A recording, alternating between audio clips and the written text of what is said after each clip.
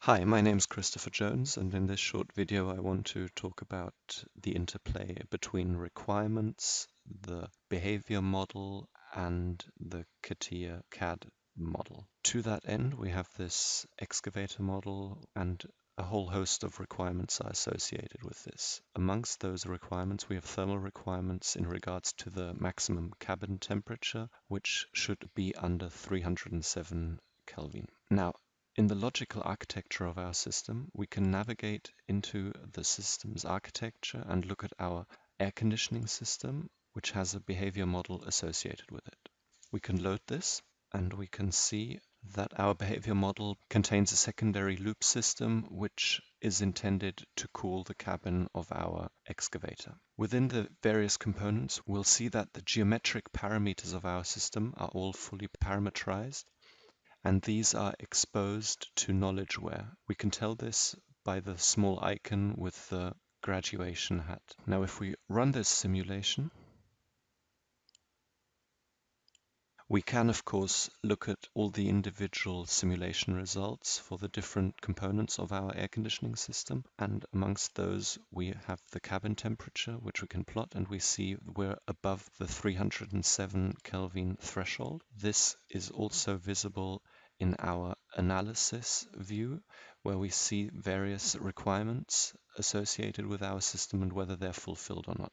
The cabin temperature, you can tell, is above the requirement threshold and therefore not fulfilled. Now, typically when an engineer is scaling the air conditioning system, they would be running dozens or maybe even hundreds of simulations to narrow down the parameters and settings of the system. And assuming we've done that, we might come to the conclusion in order to fulfill our thermal requirements, we have to increase the size of our heat exchanger. So we might have to change the number of plates within the heat exchanger. This we would then communicate with whomever is the owner of the requirements and make a change request in order to agree on this change with all the stakeholders.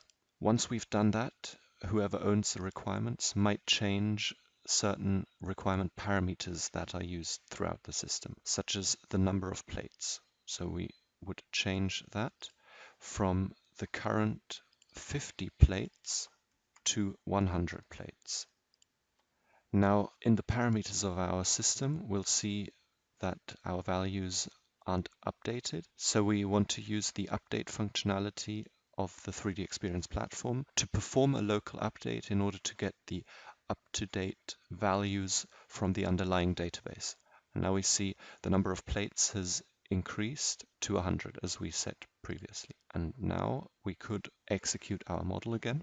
And in the simulation results, we'll plot the cabin temperature with the updated number of plates. And we can also plot the old cabin temperature with just 50 plates in the same window to compare.